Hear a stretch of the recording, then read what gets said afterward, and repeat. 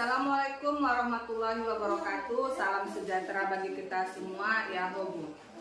Halo teman-teman sahabat guru penggerak semuanya.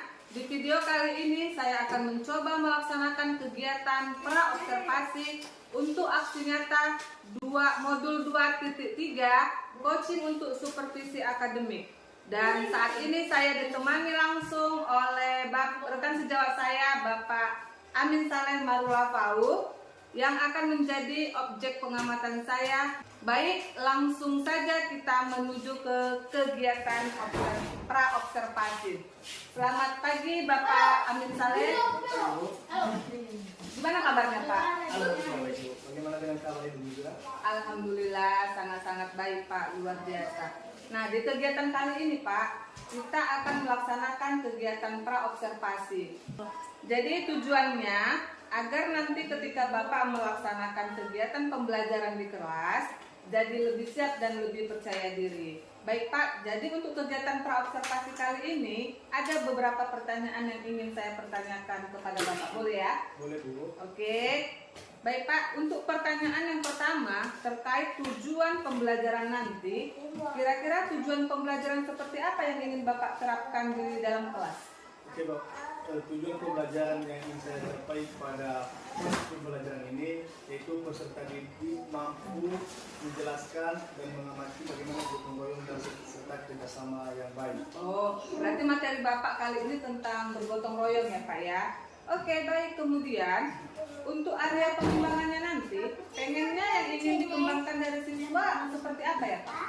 Baik Ibu, di sini saya nanti akan lebih menekankan pada keterampilan peserta didik, karena nanti peserta didik akan melakukan aktivitas diskusi, kemudian mempresentasikan hasil dan mempertanggungjawabkan alasan atas jawaban yang mereka dapat. Oh, jadi nanti mereka langsung praktek menganalisis dengan cara berdiskusi kelompok ya Pak ya? Betul Bu. Oke. Kemudian jadi dalam melaksanakan pembelajaran nanti, model pembelajaran yang bagaimana yang Bapak gunakan nanti Pak? Oke baik Bu, untuk model pembelajaran yang akan saya gunakan Bu, sesuai dengan rencana pembelajaran yang saya bawa di dalam kelas, saya akan menggunakan model pembelajaran problem based learning atau pembelajaran berbasis masalah. Oh, berarti nanti di saat Bapak mengajarkan pembelajaran di kelas, ada sintak-sintak pembelajaran yang Bapak tampilkan ya? Oke, kemudian untuk strategi pembelajaran Pak, di sini strategi pembelajaran apa yang akan Bapak gunakan? Untuk strategi pembelajaran, di sini saya akan menggunakan pembelajaran berdiferensiasi, yaitu berdiferensiasi diskusi dan berdiferensiasi dengan produk. Oke, baik. Untuk diferensiasi berdiskusi ini saya akan membuat proses pembelajaran anak untuk menghasilkan berupa produk dan menempelkan poster-poster di papan tulis. Oke, baik Pak. Berarti nanti ada dua strategi ya Pak, yaitu diferensiasi proses, di mana nanti Bapak membagi anak-anak kelompok sesuai dengan kemampuan mereka. Kemudian nanti dari diferensiasi proses itu akan menghasilkan diferensiasi produk yang berupa hasil karya anak-anak atau hasil jawaban mereka ya Pak. Kemudian untuk penilaian nanti bagaimana Pak? Kalau untuk penilaian nanti saya akan menggunakan tes tertulis dan lisan dari hasil yang akan dicapai siswa Bu. Gitu ya. Oke baik Pak. Kemudian untuk sasaran kelas yang Bapak capai nanti, itu kelas berapa yang mau Bapak gunakan? Untuk sasaran kelas yang saya gunakan nanti kelas 5 Bu. Kelas 5 ya Pak ya. Kemudian kalau untuk waktunya gimana? Waktunya nanti jam dari pelajaran ketiga sampai jam pelajaran keempat. Pelajaran ketiga dan keempat itu dilaksanakan hari ini. Hari ini juga. Hari ini berarti tanggal 11 Jumat, hari Jumat tanggal 11 Oktober 2024 ya Pak. Oke, kemudian kenapa saya pertanyakan hal ini Pak? Biar kita tahu kemana arah tujuannya, sehingga nanti ketika Bapak melaksanakan observasi, Bapak melaksanakannya bisa dengan maksimal, sesuai dengan apa yang Bapak inginkan, tujuan pembelajaran yang tercapai, dan saya juga mengamatinya dari belakang bisa dengan baik dan dengan memaksimalkan siswa juga nanti di kegiatan observasi ini. Hanya itu sih yang mau kita bicarakan hari ini. Semoga nanti ketika observasi Bapak bisa memaksimalkan waktu, memaksimalkan pembelajaran dan memaksimalkan siswa ya Pak. sehingga tujuannya juga tercapai sesuai yang Bapak inginkan. Baik Pak, terima kasih. Demikian dari saya, semoga bisa terlaksana dengan baik. Amin, terima kasih. Oke, terima kasih Pak ya. Jadi teman-teman, itulah kegiatan praobservasi yang telah saya lakukan bersama teman sejawat saya. Dan sampai jumpa di kegiatan observasi mendatang. Terima kasih. Ya Hobu. Assalamualaikum warahmatullahi wabarakatuh. Salam dan bahagia, salam guru penggerak Yahoo. Di video kali ini saya akan melakukan kegiatan observasi secara langsung, yang mana kegiatan observasi itu dilakukan oleh teman sejawat saya yang bernama Bapak Amin Saleh dan saya sebagai observernya. Pada kegiatan observasi ini nanti Bapak Amin Saleh akan melakukan kegiatan pembelajaran kepada siswa dan saya mengamati dari belakang. Bagaimana Bapak Amin Saleh, sudah bersedia melaksanakannya? Sudah, Bu. Oke, siap. Untuk memperjelas lagi, saya akan mengamati Bapak secara langsung, tetapi saya dari belakang ya Pak. Ya. Semoga kegiatan observasi ini yang Bapak lakukan berjalan dengan lancar dan mendapat tujuan sesuai keinginan Bapak. Terima kasih Pak, selamat melaksanakan pembelajaran. Terima kasih.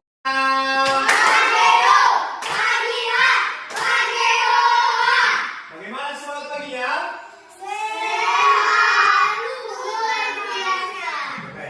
Oke, untuk pagi kali ini, sebelum kita melaksanakan pembelajaran kita dulu, hendaknya kita bernyanyi dan berdoa kepada semua bersama dan kepada si hari ini. Silakan untuk duduk di depan.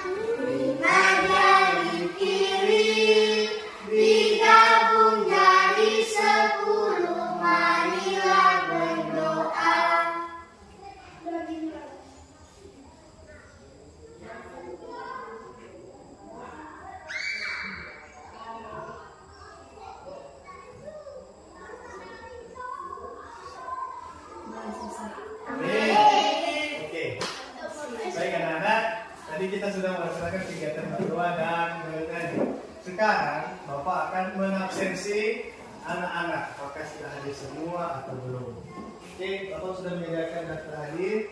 Mulai dari Arkan, Hadir Pak. Osama, Hadir Pak. Fania, Hadir Pak. Ivani, Hadir Pak. Syahrini, Hadir Pak. Gilbert, Hadir Pak. Topher, Hadir Pak. Pandu. Hadir Pak. Alhamdulillah semuanya sudah hadir. Oke, kalau begitu anak-anak, Bapak akan tarik ke kalian. Apakah kalian sudah belajar di rumah? Sudah. Oke, jadi kalau sudah belajar di rumah, otomatis kalian sudah mengamati atau mempelajari pelajaran sebelumnya, ya kan? Jadi pelajaran kita sebelumnya adalah kita sudah membahas tentang wilayah-wilayah geografis, ya kan? Wilayah-wilayah geografis, kalian sudah paham berapa luasnya? Sudah? Oke. Nah, sekarang kita lanjutkan materi kita. Nah, materi kita untuk pada pagi hari ini adalah gotong royong.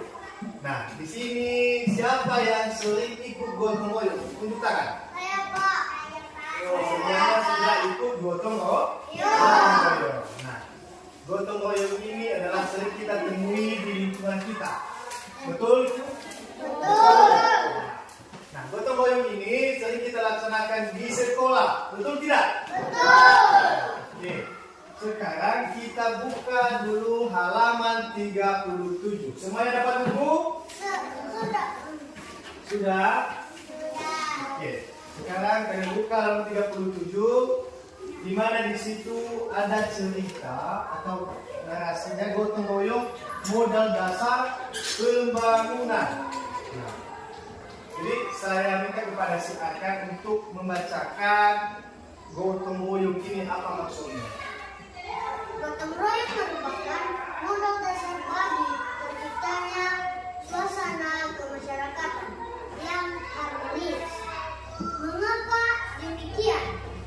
Karena dengan bergotong royong, masyarakat akan sering melakukan silaturahmi dan kerjasama, sehingga terjadilah solidaritas. Seiring dengan munculnya rasa solidaritas inilah akan muncul juga rasa empati dan simpati di antara masyarakat yang akan mempererat dan memperkuat hubungan masyarakat. Oke, karena Akan sudah membacakan. Siapa selanjutnya? Tunjuk tangan untuk membacakan selanjutnya. Siapa? Oh, si Gilbert. Silakan Gilbert. Lanjut sampai titik itu. Tidak ada perbedaan dalam prinsip gotong royong. Gotong royong adalah kerja bersama, menguras keringat secara bersama, dan perjuangan saling membantu secara bersama. Gotong royong dilakukan demi mencapai tujuan bersama, tidak mempedulikan agama, suku, ataupun golongan. Oke, baik anak-anak.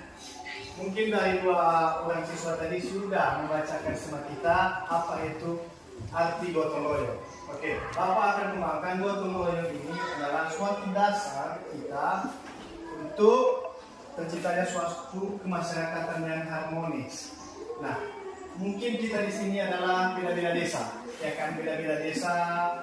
Mungkin ada yang desa Bangunrate, ada desa Dinako, ada desa Lahama.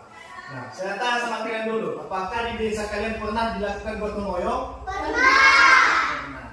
Gotong royong itu dilakukan satu orang atau banyak orang? Nah, kalau gotong royong itu apa saja sih yang dibawa kalau gotong royong? Parang. Apa lagi? Nah, apa lagi? Bawa minum, boleh. Apa lagi? Karung, boleh. Apa lagi? Sapu, itu termasuk alat-alatnya. Apa lagi? Tong sampah, betul. Nah, itulah yang kita sediakan saat kita gotong royong. Nah, gotong royong ini adalah untuk saling bekerja sama mencapai tujuan yang kita inginkan. Apa tujuan kita inginkan saat gotong royong? Siapa yang tahu? Biar bersih. Apalagi? Biar sehat. Apalagi? Biar bermanfaat. Biar bermanfaat. Apalagi ada yang spesifik jawabannya? Ada yang lebih khususnya? Biar desa kita terlihat indah. Siapa di sini yang suka lihat kalau banyak rumput di lingkungan desa kita? Banyak sampah. Siapa yang suka sampah di sini? Tidak ada. Yang maunya kan lingkungan kita agak bersih, indah dipandang, ya kan? Nah, pernah nggak kita laksanakan gotong royong di sekolah kita ini? Pernah, iya kan? Pernah. Nah, tujuan kita gotong royong di sekolah kita ini apa dulu? Biar bersih. Biar bersih, biar kelihatan sekolah kita ini indah dipandang masyarakat. Sampah-sampah tidak ada, rumputnya juga tidak panjang, ya kan? Nah, kalau begitu, Bu, Bapak akan membuat kelompok diskusi. Nah, jadi karena anak-anak di kelas 5 ini sebanyak 8, saya buat 2 kelompok. Ya, saya buat 2 kelompok untuk menghasilkan apa saja sih untuk terus yang kita kembangkan nanti saat kita mendahului masyarakat untuk gotong royong. Nah, sekarang Bapak akan kasih kesempatan ke kalian untuk membuat kelompoknya. Mejanya digabung dan siswanya akan berlempar pada siswa yang lain. Oke, silakan. Sisa ini sama Bima gabung di kelompok sama Stefani dan Kanya. Akan sama Obama gabung. Fungsinya ada gitu. Fungsinya ada fungsi. Sini ada ini. Ya.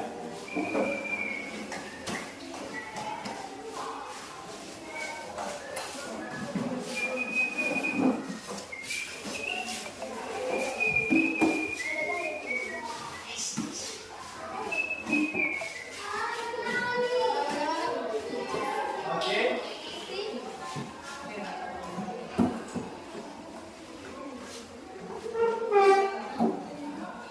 Ya sudah.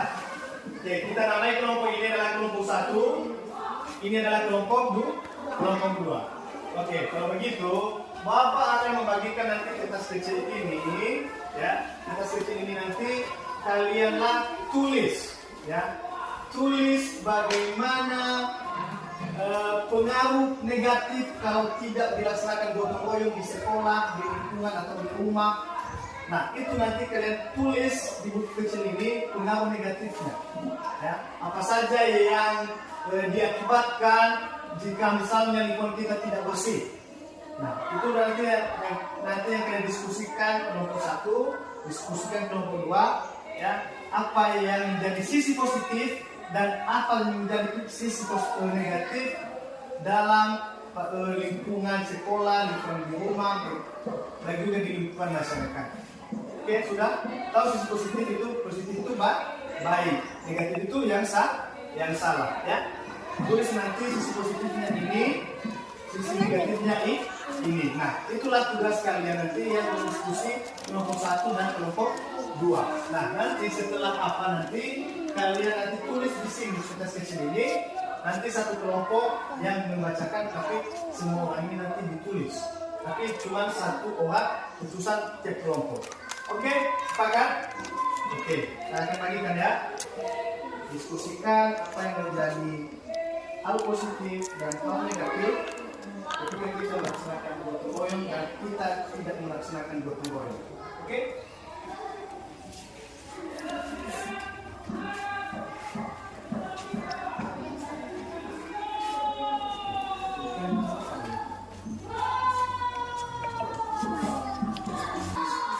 Sisi positif kalau kita melaksanakan gotong royong, kalau kita gotong royong di rumah, sisi positifnya apa? Apa yang menjadi baik kita? Baik, kalau positif baik, negatif itu salah. Oke? Nah, kalau kamu yang lebih kamu yang belum bisa. Ya, itu sisi positifnya buat, sisi negatifnya buat. Bagaimana sih kalau yang dilaksanakan gotong royong? Apa yang menjadi kendala kita? Nah, ya kan? Nah, itu nanti yang kita diskusikan kepada kalian. Jadi teman-teman kalian nanti berdiskusi. Ya, diskusi ini nanti kami tadi kawan, tentang ini harusnya deh. Nah, jadi ada saling interaksi antara teman, antara siswa, interaksi saling berbagi pendapat.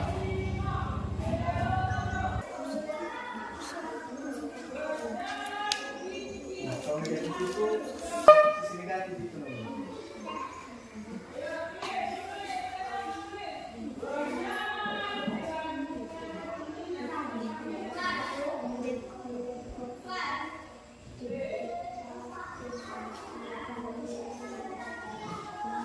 Oke, waktu kita 5 menit lagi. Ya, 5 menit lagi waktu kita dikumpul semua. Di belakang ini ya, tulis nama dan kelompoknya. Oke. Kelompok 2 dan tulis namanya. Biar nanti saya bacakan nama siapa sih yang mantap jawaban ini. Dan saya akan mengapresiasi kelompoknya.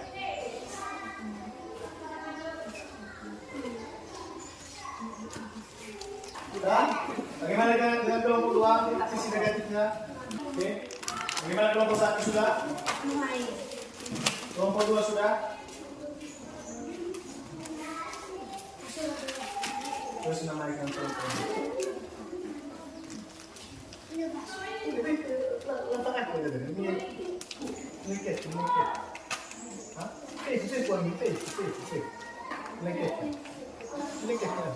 Oke. Lengketkan kelompok 1 ini khusus tempatnya. Kelompok 1 ini. Kelompok 2 ini tempatnya. Itu dilengketkan. Iya, lengketkan. Iya, dilengketkan. Iya, kasih lagi. Dilengketkan ya, dilengketkan. Iya, boleh. Oke, kelompok 2 sudah. Kelompok 1 itu sudah. Oke. Masih mantap. Yuk, oke. Silakan dulu. Bagaimana dengan tugas kelompoknya? Seru tidak? Seru. Bagaimana kelompok 1? Tugas kelompoknya seru menjawab? Oke. Kalau begitu, Bapak akan membacakan nanti hasil dari kelompok 1 dan kelompok 2. Oke? Pertama dulu kelompok 1.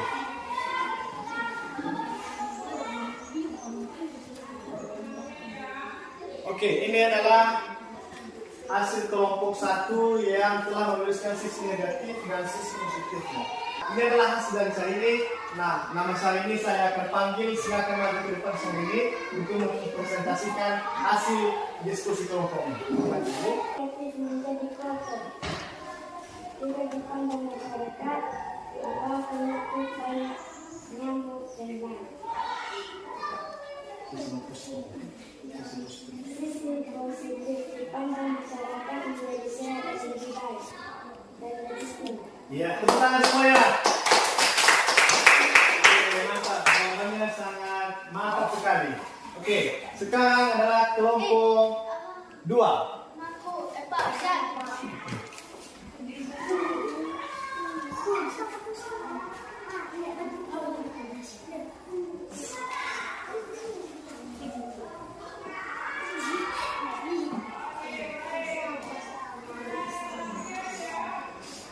Oke, baik. Ini adalah hasil dari kelompok 2. Nah, hasil kelompok 2 sudah mereka tulis juga sisi positifnya dan sisi negatifnya. Sekarang saya panggil nama si Topher untuk membacakan hasil kelompoknya. Silakan dulu maju ke depan.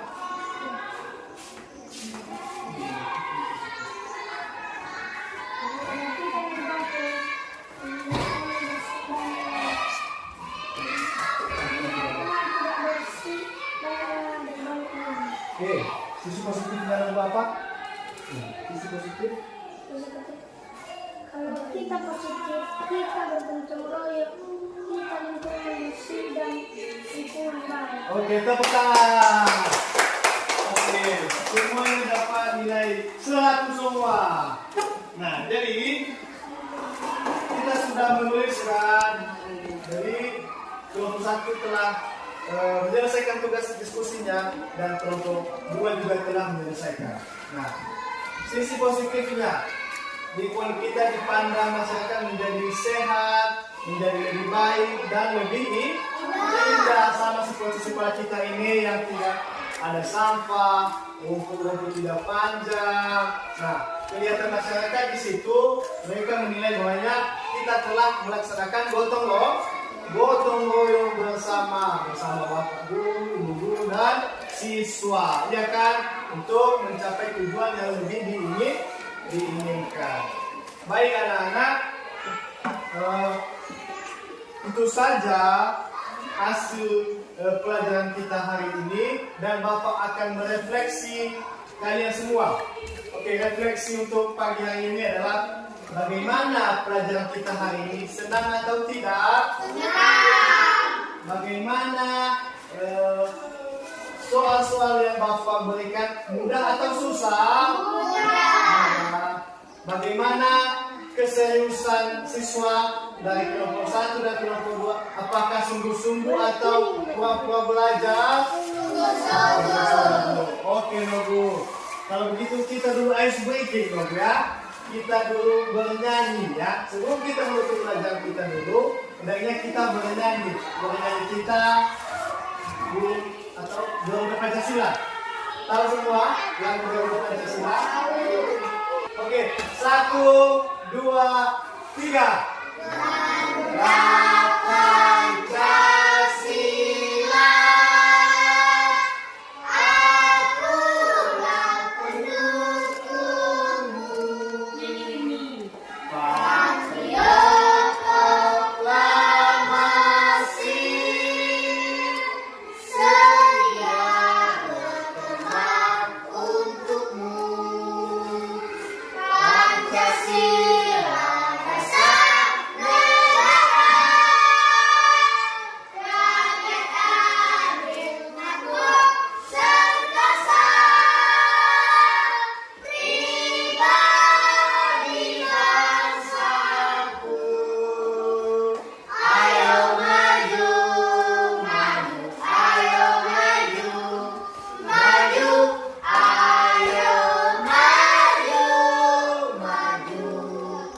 Tujuan kita seperti ini untuk memulihkan semangat kita belajar, ya belajar sampai terus belajar ya. Oke, nunggu tugas diskusi kelompok kita sudah siap dan teman-teman yang sudah bangun tadi silakan kembali ke tempatnya. Seperti saat ini Gilbert kembali ke tempatnya.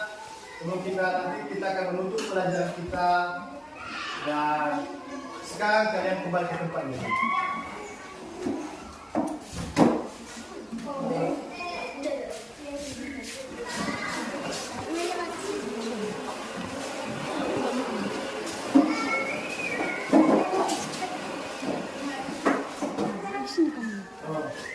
Baik, Ibu. Hanya itu saja yang kita pelajari hari ini. Semoga pelajaran kita hari ini bisa bermanfaat, bisa kita laksanakan di rumah, baik itu juga di lingkungan sekolah. Oke? Sebelum kita menutup pelajaran kita dulu berdoa menutup pelajaran kita. Sekarang si Tofel silakan maju ke depan. Kita berdoa untuk menutup pelajaran kita.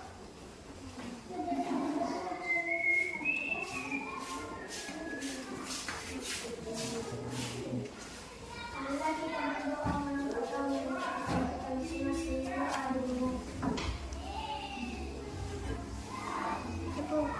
Ibu, Amin. Baik, Ibu. Kali ini pembelajaran kita akan tutup. Kalau ada kata-kata Bapak yang salah atau sikap Bapak untuk terhadap kalian, baik perilaku, dalam bicara Bapak, saya minta maaf. Akhir kata saya ucapkan selamat pagi anak-anak.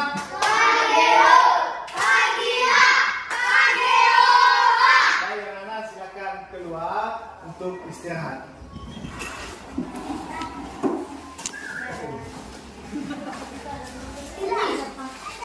Assalamualaikum warahmatullahi wabarakatuh. Salam sejahtera bagi kita semua, ya Allah. Halo teman-teman, sahabat guru penggerak semuanya.